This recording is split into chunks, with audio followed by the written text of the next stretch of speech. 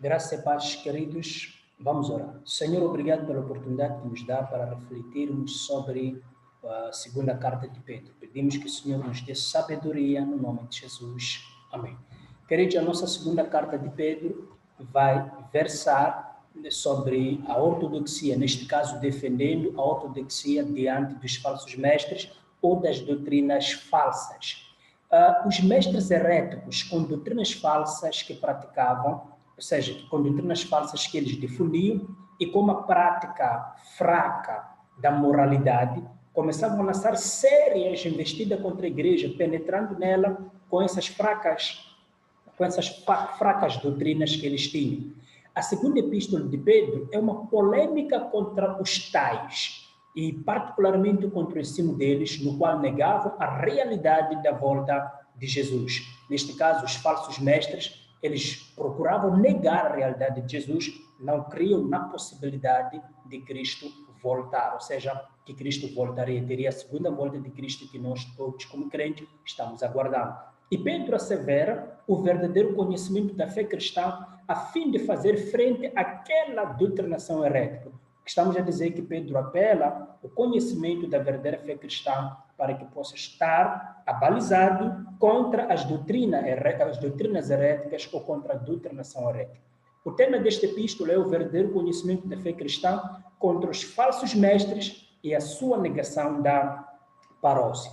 Entre os eruditos modernos, há uma dúvida generalizada de que o apóstolo Pedro foi o autor desta carta ou desta epístola. Contudo, a igreja primitiva aceitou esta epístola como genuína e como escrito canônico saído do punho mesmo do próprio apóstolo Pedro. O estilo de segunda de Pedro é diferente de primeira carta de Pedro, todavia, de algumas similaridades na fraseologia já dão a entender que o autor desta carta é Pedro, e também similaridades existentes com o sermão, ou seja, com alguns sermões de Pedro, sobretudo no livro de Atos, dão a entender que o autor é o mesmo, mostra um autor comum desta epístola, que neste caso é o apóstolo Pedro.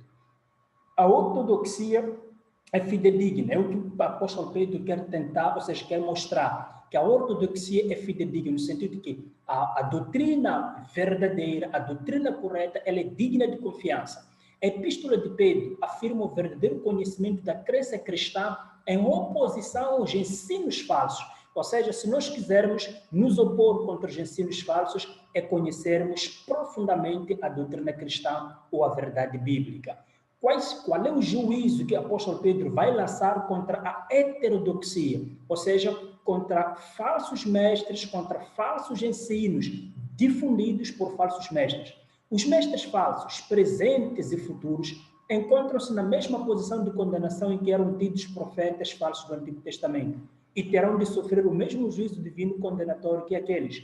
Sua vida licenciosa demonstra depravação e escravidão às concupiscências. Neste caso, uma vida depravada de imoralidade demonstra que eles são escravos das concupiscências da carne. Embora eles mesmos prometam uma liberdade aos seus ouvintes, eles mesmos não são livres, porque eles são escravos das suas concupiscências.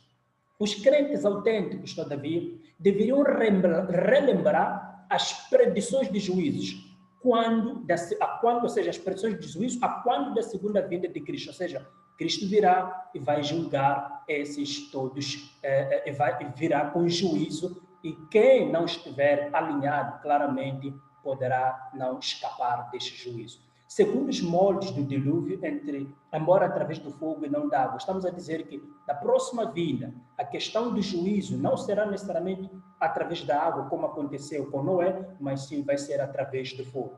A demora aparente do retorno de Jesus não deve ser erroneamente interpretada como um cancelamento de que Cristo desistiu de vir. Ou seja, não foi verdade o que ele disse, não. Antes, essa postergação, esta demora aparente, se deve à paciência de Deus, que deseja dar a cada geração mais tempo para o arrependimento. E graças a Deus, por causa disso, nós hoje fomos alcançados.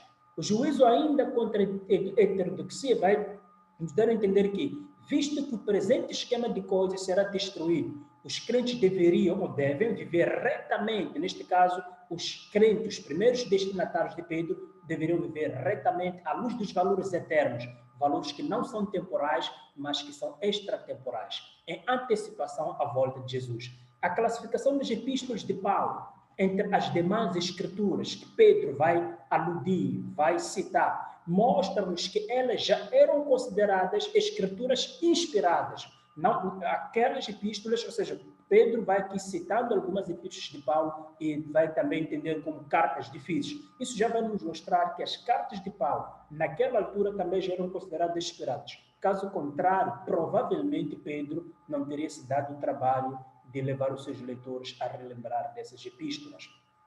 A alusão às epístolas de Paulo e 2 de Pedro implica na existência somente daquelas epístolas escritas por Paulo até o momento em que Pedro escreveu sua segunda epístola.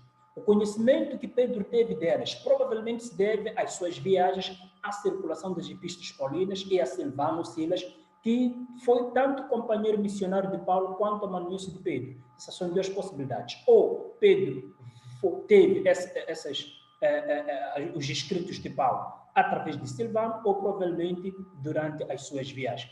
A despeito das dúvidas modernas, podemos acatar o veredito final da igreja primitiva, que afiança, neste caso, que é aluno do que defende que pouco depois do apóstolo Pedro ter escrito a sua primeira epístola e pouco antes do seu martírio, que teve lugar em 104 depois de Cristo, ele escreveu esta segunda epístola que está o seu nome, o que significa que não há dúvida nenhuma que Pedro é o autor das suas cartas que nós denominamos de Petrinas.